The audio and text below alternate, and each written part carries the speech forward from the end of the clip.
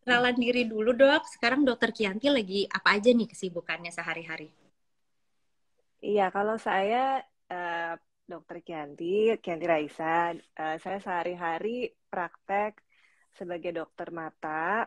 Subspesialisasinya memang mata anak dan strabismus atau juling ya. Itu saya bekerjanya di Eka Hospital BSD, di BSD ya di Tangerang Selatan.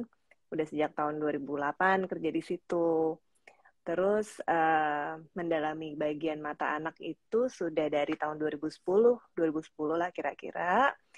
Dan sejak tahun lalu, selain praktek, menjalani ada suatu program edukasi juga, namanya Lau 5, yang bertujuan untuk berbagi juga untuk kesehatan anak, dan ada juga program kita screening mata yang mobile. Nah, tadi saya senang sekali tuh dengar Mbak Tala cerita kalau memang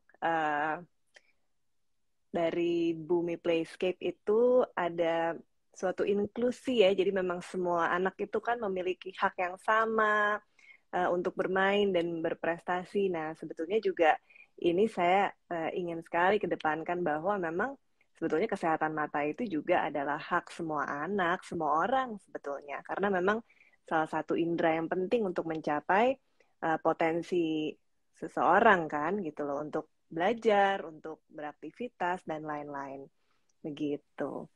Saya Ya, juga seorang ibu, tapi anak saya sudah besar, sudah remaja. wah, Begitu. udah kurang tertarik. Iya. Kenapa? Oh, Jadi, belum pernah main ke bumi ya. Udah remaja. iya. Oke. Tapi nanti mungkin bisa main-main ya dok. Mau, Ini mau banget. Iya, soalnya kalau lihat foto-fotonya lucu banget tempatnya. terima kasih teman-teman ke bumi boleh juga loh main ke bumi. Sekarang bumi bisa dimainkan untuk sampai usia 12 tahun gitu. Jadi terima kasih Seru, ya dok. seru. Ya, apa benar kita lagi mengusung campaign tentang bumi untuk semua dan benar sekali mata itu sangatlah penting ya untuk mendukung em, perkembangan potensi anak. Nah, untuk Mm-mm. mungkin kita boleh bahas sedikit ya dok, apa aja sih masalah mata yang umum terjadi pada anak di Indonesia? Apa apa aja yang mungkin berdasarkan frekuensi kasus yang dokter paling sering tangani gitu ya? Apa aja sih biasanya? Ya, ya kalau secara umum memang kelainan atau masalah mata pada anak di Indonesia yang paling sering itu adalah kelainan refraksi atau sebetulnya kelainan yang dapat dikoreksi dengan kacamata, begitu ya. Nah, tetapi memang pemberian kacamata ini pun juga ada usia optimal ya. Jadi karena kalau misalnya diberikan terlambat, itu bisa dapat menyebabkan amblyopia atau lazy mata malas gitu kita sebutnya. Jadi memang mata itu kan organ untuk melihat, tetapi sebetulnya interpretasi apa yang dilihat itu kan ada bagian pusat penglihatan kita di otak. Nah, kalau koneksi antara mata dan otak itu tidak terjalin dengan baik dari awal, bagian dari otak itu tidak pernah terstimulasi untuk melihat dengan baik, sehingga itu terjadilah lazy eye tadi. Begitu. Memang itu yang paling sering. Nah, ada juga kasus-kasus lain memang yang sedikit lebih jarang, tetapi juga ada yang cukup bahaya. Itu adalah biasanya anak di bawah 5 tahun itu ada tumor mata yang cukup ganas ya, retinoblastoma. Nah, ini sebetulnya deteksi dininya itu cukup mudah ya, karena biasanya kalau kita foto dengan kamera, kita akan ada tuh yang namanya red eye reflex. Nah, kalau salah satu mata refleksnya itu lebih seperti terang sekali, seperti mata kucing, nah itu sebetulnya sudah gejala awal dan segeralah dibawa untuk diperiksakan karena bisa mengancam penglihatan, tapi juga kalau sudah ya namanya tumor ganas bisa saja mengancam nyawa ya gitu. Oh, oke. Jadi sebenarnya Mm-mm. ya dok, awalnya ya dok. Uh-uh. Ya, Sorry? jadi sebenarnya bisa orang tua deteksi sendiri dulu awalnya ya dengan difoto aja. Iya, bisa dokter anak juga sebetulnya dengan ada center khusus gitu ya, itu juga sebetulnya bisa terlihat. Tapi untuk saat ini karena juga hampir semua orang mempunyai smartphone itu ya sebetulnya eh, bisa sekali untuk dilihat gitu loh. Artinya belum lama ini juga ada teman sejawat saya juga pasiennya suka selfie gitu ya, anak umur 4 tahun suka selfie-selfie sendiri tiba-tiba kelihatan kalau refleks matanya sebelah yang satu dan lainnya itu berbeda gitu ya. Kemudian orang tuanya juga cukup aware, cukup pintar, langsung baca-baca sendiri mungkin terus langsung dibawa ke dokter dan sudah dideteksi cepat gitu ternyata memang betul ke arah sana. Walaupun memang kasusnya tidak banyak ya, nggak sebanyak kelainan kacamata, tetapi itu penting sekali untuk dapat diketahui kalau sebetulnya cara mendeteksinya cukup mudah gitu. Oke, oke. Mm-mm. Belum pernah dengar ini sebelumnya. Jadi fotonya harus pakai flash atau enggak? Uh, nggak juga sih, nggak harus pakai flash. Asal cukup terang karena red reflex itu kelihatan. Oke. Wah, ini Iya. teman-teman. Ini jadi bisa ya nih untuk foto memperhatikan foto anaknya ya ketika foto pakai kamera. Nah, biasanya dok, Mm-mm. apa yang paling umum menjadi penyebab masalah mata di Indonesia? Dengan kondisi demografik yang kita miliki ya, apakah merupakan faktor keturunan atau ada faktor lainnya? Iya, jadi kalau kita bicara Indonesia secara umum ya, Indonesia itu kan beragam sekali ya dan luas ya, dan kita kan nggak bisa melepaskan kenyataan bahwa kita tuh masih banyak sekali inequality ya, tidak merata gitu ya. Jadi memang selain masalah-masalah kesehatan matanya sendiri, em, kesadaran kemudian screening mata yang dilakukan itu juga belum merata. Jadi kayak seperti screening mata yang paling mudah itu dilakukan kan biasanya di sekolah, tapi juga tidak semua sekolah melakukan pemeriksaan mata secara rutin kan dari UKS atau apa unit kesehatan sekolah itu kan. Um, nah kemudian jadi pertama itu masalahnya itu ya adanya ketimpangan lah gitu ya. Kemudian dari demografinya juga ya kalau kita di kota besar mungkin mudah gitu ya untuk mengakses kesehatan, mengakses pelayanan kesehatan. Tapi kalau teman-teman kita yang di perifer, tentu saja kan mungkin tidak ada dokter mata yang terdekat gitu, harus harus mungkin ke kota besar dan lain-lain. Nah, itu merupakan masalah-masalah yang menjadi hambatan gitu ya. Saya rasa itu bukan hanya di bidang mata tapi juga di bidang kesehatan lainnya. Nah, tapi kalau kita bicara lagi penyebab masalah mata pada anak secara umum, kalau kita tadi bicara mengenai kelainan refraksi atau kelainan kacamata yang paling banyak pada anak, itu faktor penyebabnya banyak ya. Jadi salah satunya memang ada faktor genetik ya, bisa saja memang karena ada keturunan dari orang tua, tapi juga ada faktor-faktor lain yang mungkin tidak selalu demikian gitu loh. Jadi memang kalau untuk pemeriksaan mata itu sebenarnya memang idealnya dilakukan secara rutin begitu untuk melihat bahwa karena kan kondisi anak matanya normal di usia misalnya 1 tahun belum tentu usia 2 tahun atau 3 tahun itu tidak ada perubahan gitu. Jadi itulah ada rekomendasi sebetulnya untuk pemeriksaannya rutin gitu. Oke, nanti mungkin kita Mm-mm. lebih detail lagi ya dok, rutinnya itu Mm-mm. seberapa sering. Nah, tapi dok, Ya, anak ya yang gimana? memiliki seperti misalkan autisme atau kondisi lainnya, apakah Mm-mm. mereka yang lebih rentan terhadap masalah mata? Iya, kalau anak eh, berkebutuhan khusus tadi ya ditanyakan ya. Kalau dari penelitian-penelitian yang di negara-negara maju ya yang sudah cukup aware dengan kondisi-kondisi ini sih memang kalau contohnya pada anak Down syndrome deh. Itu sekitar 50% anak dengan Down syndrome itu akan memiliki masalah mata yang bisa saja muncul di saat lahir atau bisa saja munculnya nanti kemudian setelah dia udah lebih besar begitu. Jadi bermacam-macam juga kondisinya, bukan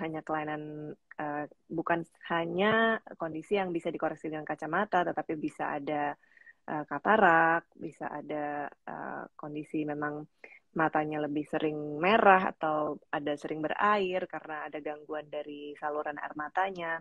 Itu sekitar 50% kalau anak Down syndrome. Kemudian kalau anak dengan autism, ADHD gitu ya, atau ADHD itu kalau dari penelitian di Amerika juga mereka melaporkan bahwa sekitar 50% anak dengan ADHD itu memiliki juga kondisi kelainan mata ya. Artinya mereka kan gejalanya seringkali kan anak itu susah diem, susah fokus ya. Nah, jadi di samping memang ada masalah dari persepsinya karena ADHD-nya tersebut, terkadang juga sering kali ditemukan hampir lebih dari 50% anak dengan ADHD itu memiliki masalah di matanya begitu, yang tidak terdiagnosa sebelumnya begitu. Jadi dan kemudian kan karena mereka memiliki gangguan untuk mengkomunikasikan juga ya, jadi seringkali mungkin tidak terpikirkan gitu kalau masalahnya ada di penglihatan gitu. Karena kan mereka anak berkebutuhan khusus dengan kondisi-kondisi medis yang lain ya, misalnya seperti Down syndrome kan pasti ada saja ke kondisi medis lainnya yang mungkin lebih menjadi perhatian, misalnya ada gangguan di jantung atau mungkin ada gangguan tumbuh kembang lainnya lah ya. Mungkin untuk bagian matanya sering kali terakhir gitu baru disadari gitu, karena kan nggak bisa mengkomunikasikannya begitu. Ya sebenarnya ada faktor itu juga ya dok ya, karena masalah komunikasi Betul. mungkin belum bisa mengkomunikasikan sendiri bahwa kok nggak kelihatan gitu ya dok ya. Iya, Jadi iya, orang iya. Oke, nah berdasarkan pengalaman dokter Kianti nih ya, kebanyakan pasien saat ini apakah sudah datang di waktu yang tepat, atau masih terasa kecenderungan bahwa mereka kurang aware dengan, maksudnya datangnya tuh udah terlambat nih, kok kondisinya udah parah gitu. Iya, Pengalaman dokter. kalau pengalaman karena kebetulan prakteknya di rumah sakit swasta yang cukup ini ya, artinya pas level pendidikan orang tuanya yang datang ke sana memang rata-rata ya memang cukup tinggi, kemudian juga cukup aware. Jadi memang nggak terlalu banyak ya pasien yang datang itu terlambat begitu ya. Jadi sekitar 70% itu biasanya pasien orang tuanya cukup aware gitu dengan kondisi kesehatan mata anaknya. Tetapi mungkin bergeser 5 kilometer sedikit gitu ya. Mungkin ya kita kan Indonesia kan sangat tidak merata ya. Artinya masih banyak sekali sebetulnya di masyarakat itu adanya kurang awareness, kemudian juga adanya lebih percaya mitos-mitos kesehatan yang mungkin banyak yang kurang tepat gitu ya, penggunaan obat-obatan tradisional yang penetesan obat-obat tradisional ke mata juga itu banyak yang memperburuk kondisi, dan itu masih banyak sekali sebetulnya yang belum disadari oleh masyarakat tertentu gitu ya. Tapi kalau untuk sehari-hari di praktek saya sih memang awareness-nya masih sudah cukup baik gitu. Oke. Nah, jadi, dok, kapan sih waktu yang tepat untuk anak dibawa ke dokter mata? Kalau misalkan kita ya biasanya paling aware dokter gigi kan, karena anak-anak rutin usia-usia 6 tahun gitu kan cabut gigi, jadi pasti dibawa dan selalu tahu tuh setiap 6 bulan harus ke dokter gigi. Kalau mata sebenarnya bagaimana dok?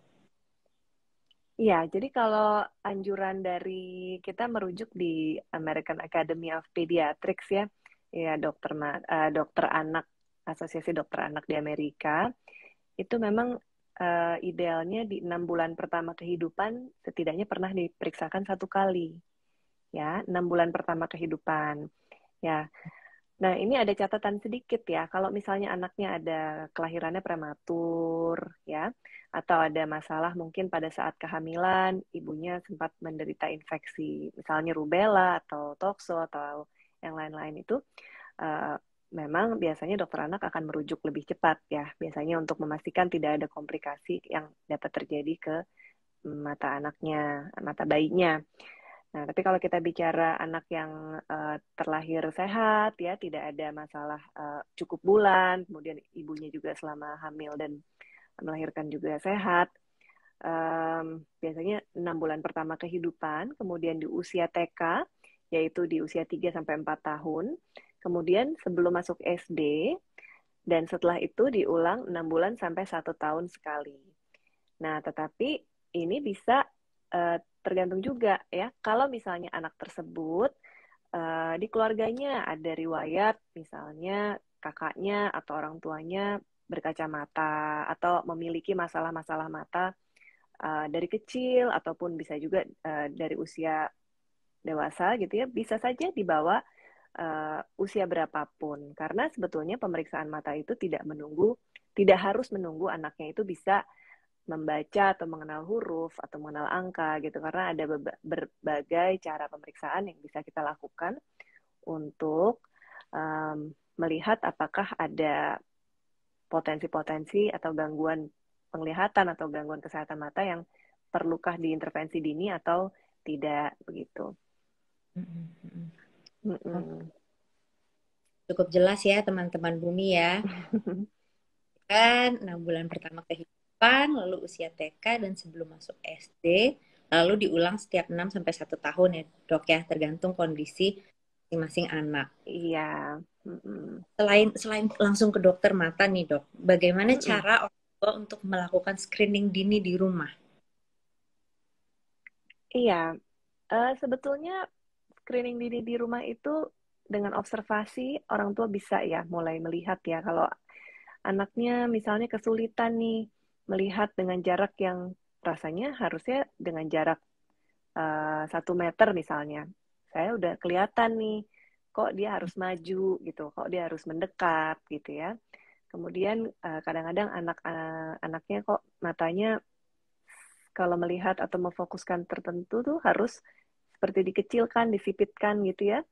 Atau misalnya kadang juga bisa gejalanya anaknya seperti sering dikucek-kucek, matanya mungkin karena kurang jelas atau gimana, itu gejala-gejala yang bisa diperhatikan. Kemudian juga kalau mau fokus harus miring kepalanya, miring ke kanan, miring ke kiri, atau gimana ya, itu harus melirik. Nah, itu juga gejala yang bisa diobservasi. Nah, untuk anak yang sudah cukup besar atau mungkin yang komunikasinya juga cukup baik, biasanya bisa saja sudah ada yang mengeluh nggak kelihatan atau sakit kepala atau hal-hal seperti itu, bisa saja. Tapi secara umum perhatikan tadi gejala-gejala yang tadi saya sebutkan tadi.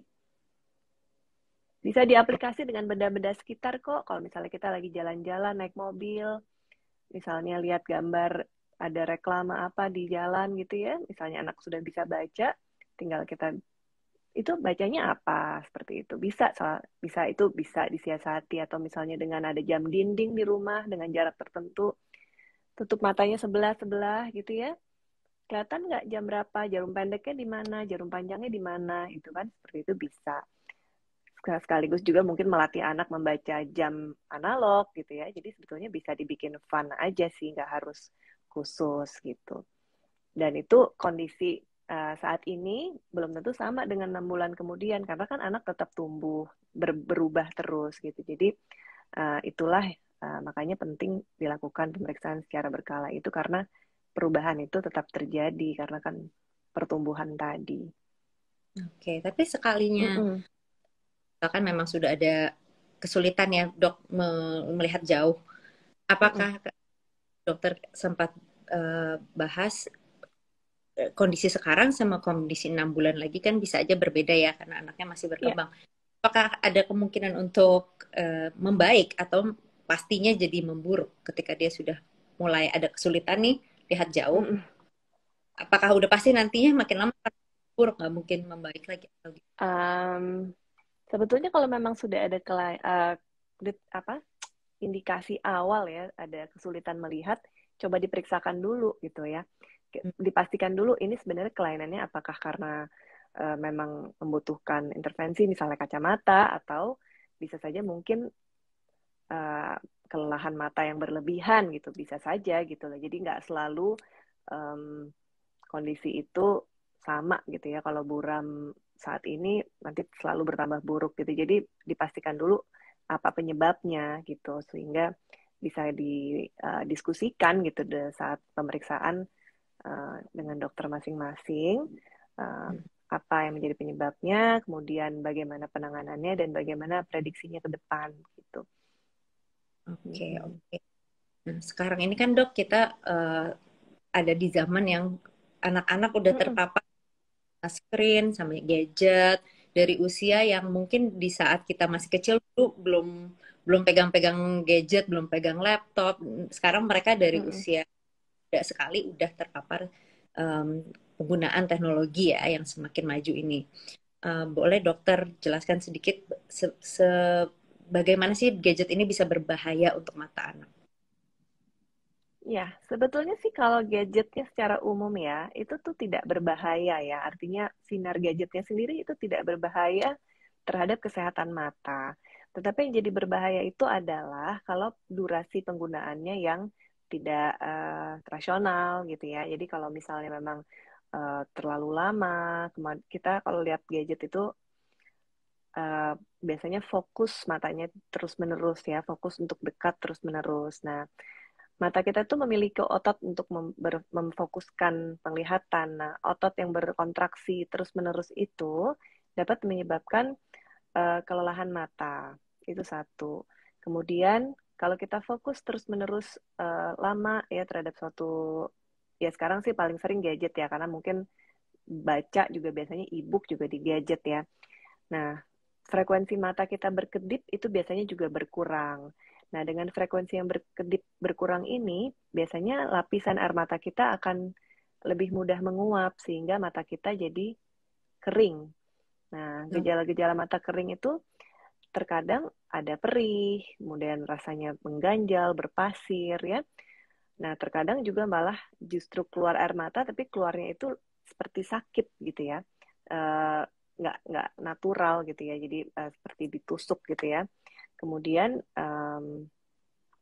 juga pada saat pandemi ini, penggunaan yang berlebihan, kemudian tanpa diselingi istirahat dan kurangnya aktivitas outdoor, itu ternyata terbukti meningkatkan progresivitas mata minus pada anak gitu. Oke, Jadi itu jadi efeknya. jadi sebenarnya Jadi itu bukan gadgetnya, tapi durasinya. iya ya. Jadi itu ya yang sering menjadi miskonsepsi ya, Dok. Um, Mm-mm. Bagi orang tua pasti takutnya sama sinarnya, padahal sebenarnya yang perlu diperhatikan adalah durasinya, nggak terus-menerus gitu ya, Dok.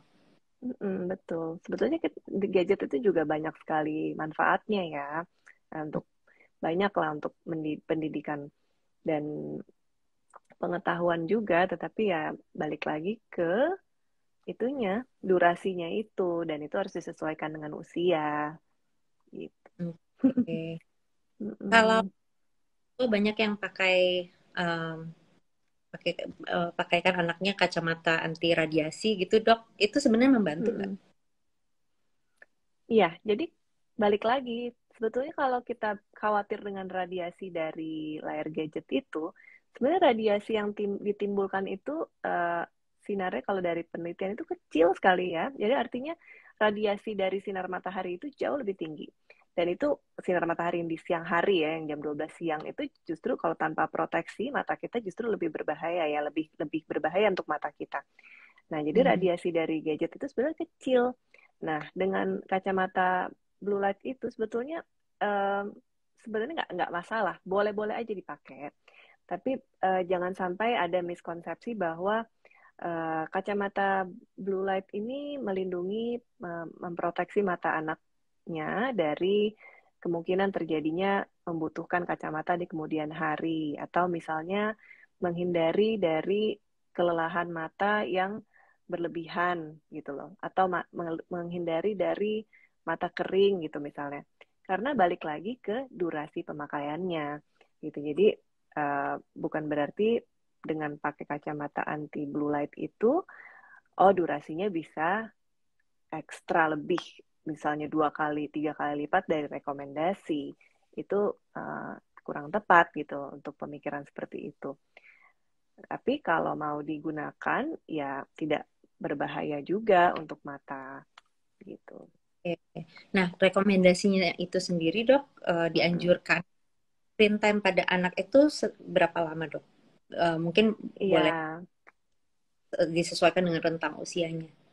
iya. Jadi kalau untuk rekomendasi screen time, kita masih tetap merujuk dari rekomendasi dari AAP dan IDAI tetap ya, kalau di bawah 2 tahun itu memang belum direkomendasikan untuk screen time, kecuali untuk video call ya, kan saat ini mungkin kangen sama omanya, opanya gitu ya, nggak bisa ketemu ya video call boleh gitu. Tapi di atas itu 2 sampai 4 tahun biasanya rekomendasinya 1 jam per hari. Kalau bisa kurang dari 1 jam itu malah lebih baik dengan konten yang edukatif dan selalu didampingi oleh orang dewasa. Kemudian 4 sampai 6 tahun juga 1 jam, dan di atas 6 tahun itu 2 jam per hari. Secara umum sih memang karena kita sekolah masih banyak yang secara daring dengan online ya, jadi rekomendasi yang diberikan adalah maksimal 2 jam per hari di luar jam sekolah gitu, dan diimbangi dengan kegiatan outdoor itu 90 menit per hari dapat memproteksi mata untuk tidak terjadi minus pada anak gitu. 90 90 menit menit. per hari. Mm-mm.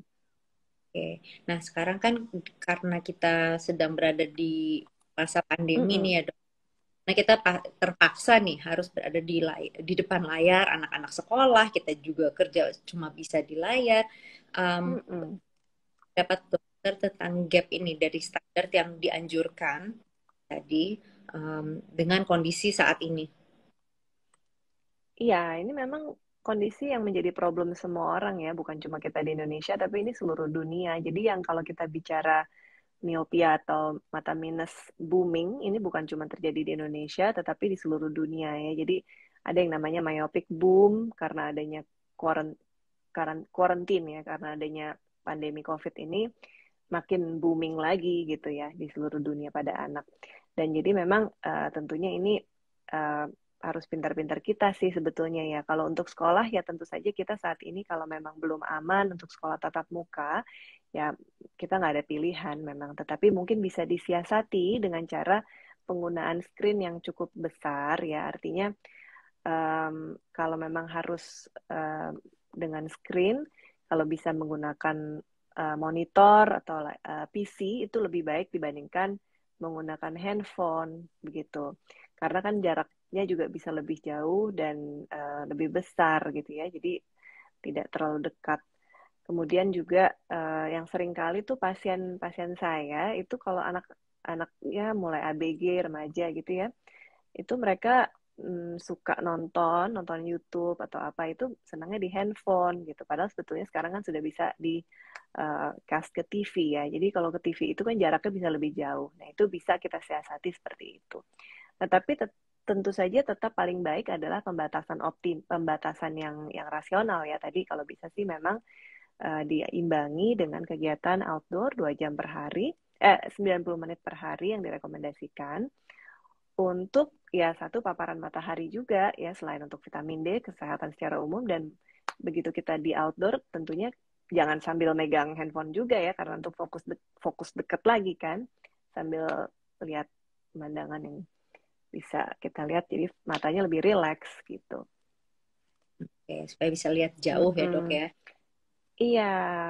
Kemudian kalau memang sudah harus dinyatakan nih, sudah harus pakai kacamata ya, kan kondisi berbeda-beda tiap anak. Kalau misalnya dokternya sudah diperiksakan, terus dikatakan, oh ukurannya memang sudah harus dipakai karena ukurannya sekian misalnya. Ya dipakai, usahakan. Karena itu juga mempengaruhi jarak kita dalam bekerja ya. Artinya kalau misalnya anaknya sudah harus pakai kacamata, terus nggak mau pakai, terus sekolah online, terus nggak mau pakai ukurannya gitu ya, jadinya kan nanti jaraknya tidak bisa optimal ya. Kan yang normal itu kan baiknya kan sekitar 30-40 cm. Kalau untuk desktop mungkin sekitar 50-60 cm. Nah itu kan kalau dengan kacamata, kalau tanpa kacamata dia harus mendekat gitu. Jadi Itu perlu diperhatikan juga tuh. Oke. Jadi sekalinya sudah harus pakai, lebih baik konsisten dipakai terus ya dok ya. Iya, nah itu harus diperiksakan dan didiskusikan ya dengan dokter masing-masing karena pasti kondisinya kan berbeda-beda ya, tiap anak nggak bisa disamaratakan gitu. Nah, untuk anak-anak yang sudah terlanjur nih dok, mempunyai masalah mata, apa yang sebaiknya kita lakukan? Iya, jadi kalau anak-anak yang memiliki masalah mata, tadi kan saya sempat berbicara juga soal uh, lazy eye, ya, mata malas, ya. Nah, lazy eye itu um, tadi kan terjadi karena tidak adanya koneksi yang baik antara organ matanya dengan pusat penglihatan di otak. Yang paling optimal itu dikoreksi di 10 tahun pertama kehidupan. Paling optimal ya. Bukan berarti di atas 10 tahun tidak bisa sama sekali, tetapi mungkin keberhasilannya akan tidak sebaik di bawah itu, di bawah 10 tahun. Nah, jadi kalau memang sudah terdiagnosis ada masalah mata, ya didiskusikan gitu loh dengan dokter matanya, apakah memang penanganannya harus memakai kacamata, kemudian ya kalau memang ternyata dinyatakan perlu pakai kacamata, ya digunakan, kemudian biasanya ya kapan kontrolnya itu juga harus disesuaikan. Biasanya sih memang sekitar 6 bulan, tetapi ada kasus-kasus tertentu mungkin yang lebih cepat atau bisa juga lebih lama. Tentunya kan kasus berbeda-beda. Kemudian ya jagalah ini apa dari diri sendiri ya dari lingkungannya juga harus mendukung. Artinya menjaga kesehatan matanya tuh dengan cara ya nutrisi juga penting, nutrisi yang cukup ya, tidur yang cukup, kemudian juga adanya pembatasan penggunaan gadget tadi gitu. Oke. Nah, kalau untuk anak-anak yang berkebutuhan khusus, dok, ada Mm-mm. anjuran juga kah untuk menjaga kesehatan? Ya, anak-anak berkebutuhan khusus secara umum kalau memang sudah terdiagnosa membutuhkan kacamata, sebetulnya mirip ya dengan anak-anak yang lain pun gitu ya. Artinya butuh dukungan dari sekitarnya juga. Misalnya anaknya harus memakai kacamata. Nah, untuk anak yang tidak berkebutuhan khusus, itu saja membutuhkan dukungan dari keluarga untuk terus memakai ya. Anak berkebutuhan khusus kadang nggak suka tuh kalau ada benda baru di wajahnya ya. Jadi mungkin bisa saja pemakaiannya di hari pertama cuma 2 menit, 3 menit, habis itu dia lepas, dia lempar gitu. Nah, itulah perlu dukungan dari seluruh rumah gitu. Jadi mungkin ini menarik sih karena ada cerita nih baru kemarin. Jadi kalau untuk anak berkebutuhan khusus itu perlu juga dari adiknya atau kakaknya ya misalnya juga diberikan reward gitu. Misalnya memakai kacamata, kalau dia bertahan lebih dari 10 menit gitu, nanti dapat reward tertentu. Nah, besok naik lagi jadi 15 menit, kemudian naik lagi, naik lagi. Jadi bisa disiasati seperti itu. Effortnya mungkin lebih, tetapi secara umum sama ya. Jadi butuh dukungan dari seluruh anggota keluarga. Oke. Terima kasih dok. Sekarang kita ada pertanyaan-pertanyaan ya dok dari teman-teman. Ini Boleh. udah pertanyaan nih. Coba kita lihat. Ada pertanyaan dari Oh, ada request. Nanti kapan-kapan skrip Umi dong. Wah, boleh ya. Pasti banyak nih yang mau ikutan.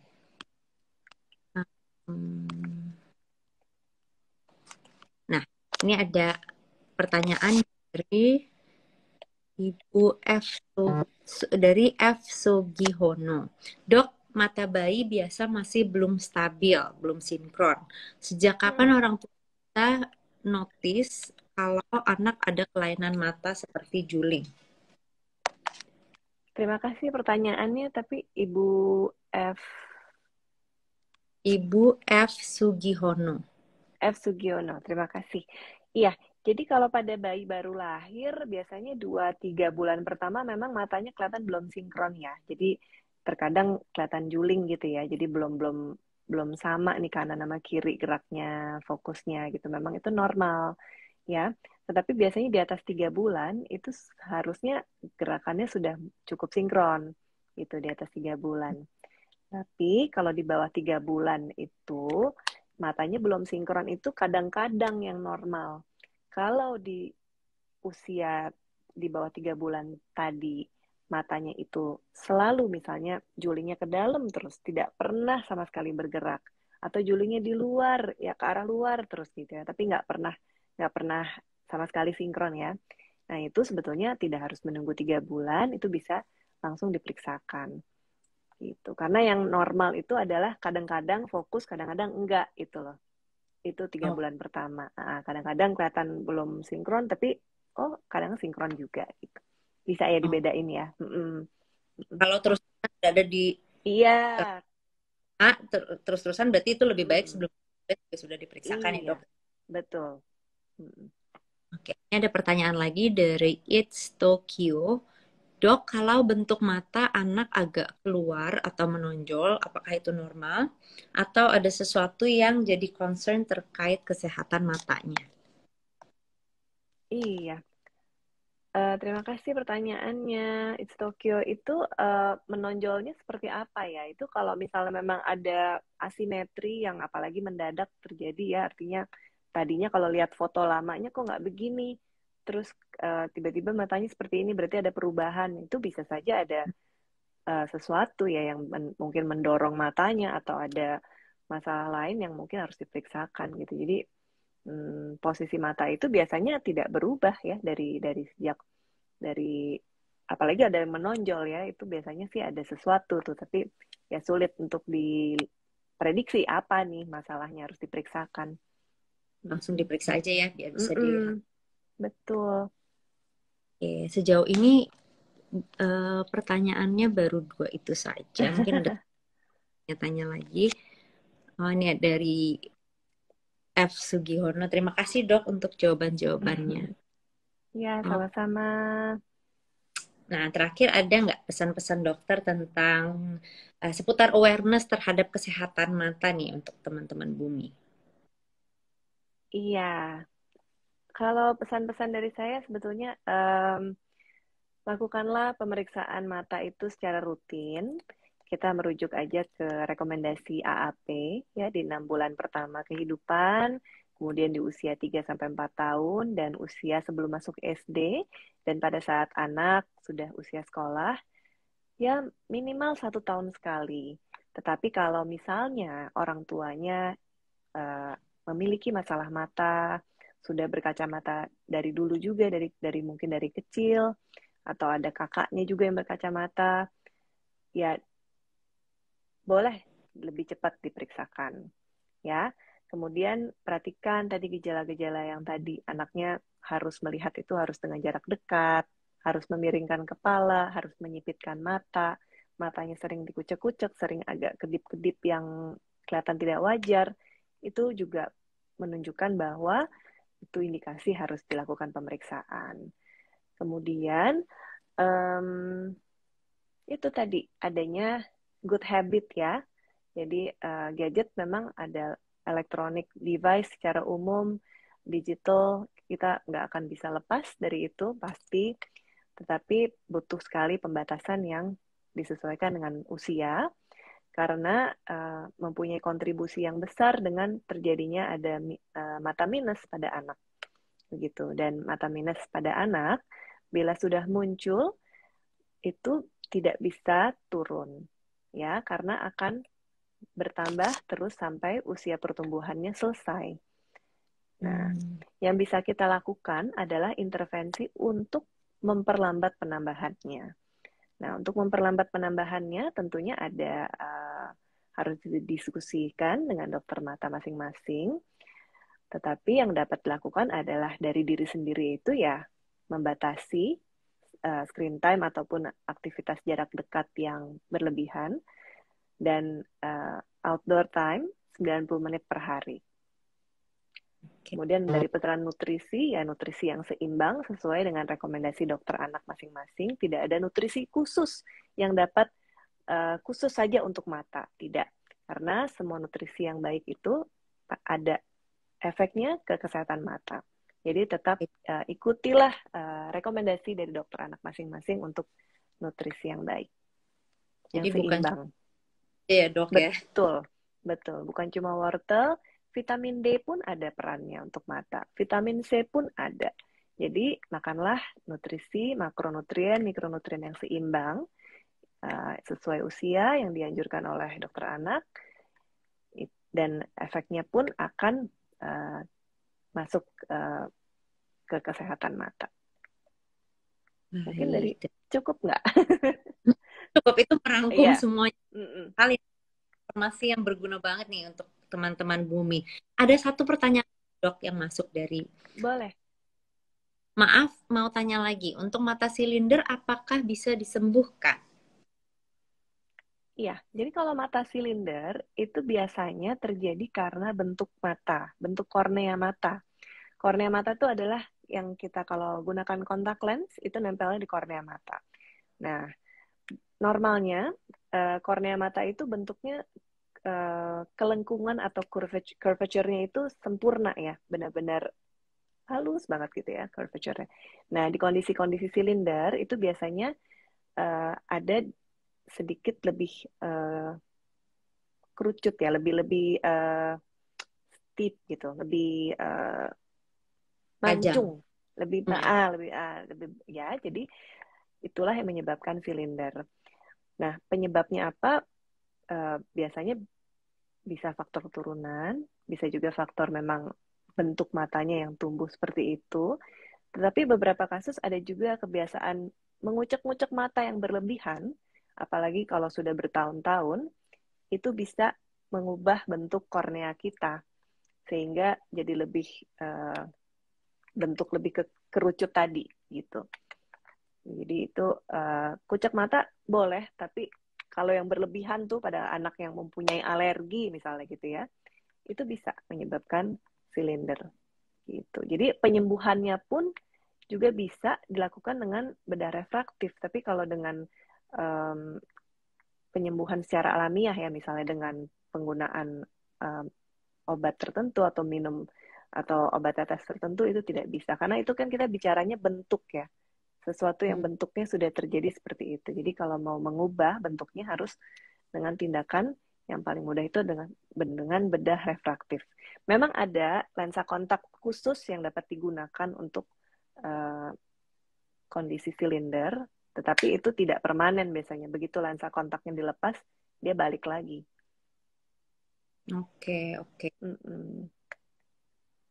Jadi tidak bisa, ya jalan yang paling mudah apa ya dok ya berarti ya? Iya, yang paling mudah iya memakai kacamata. Oke. Wah, ini Mm-mm. informasi-informasi penting yang buat saya dan juga teman-teman Bumi pasti berguna sekali nih supaya kita lebih aware terhadap kesehatan mata anak.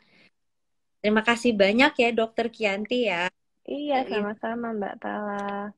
Kita jadi lebih aware dengan kesehatan mata, bagaimana cara kita merawat dan lebih perhatikan kira-kira anak kita ada kesulitan melihat jauh atau tidak. Tadi seperti yang Dr. Kianti bahas sebelumnya bisa dicoba dengan foto aja udah bisa kelihatan ya kalau dia punya tumor atau Iya, tumor enggak iya. gitu. Karena ini menarik sekali. Jadi kalau dari penelitian juga ya, itu 44% kegagalan anak dalam belajar, misalnya ada kesulitan di sekolah, dengan pemberian kacamata itu bisa meningkatkan prestasi mereka sampai 44%. Jadi berpengaruh sekali gitu loh untuk penglihatan yang baik. Iya ya, kadang kalau karena jadi nggak kelihatan, jadi dia males untuk ngikutin pelajaran ya. Betul. Oke, jadi kita harus rajin cek nih untuk anak-anak dari usia dini pun udah mulai dicek ya dari usia TK. Iya. Tuh. Oke, terima kasih banyak Dokter Kia Iya. untuk hari ini. Setelah Terima informasi kasih.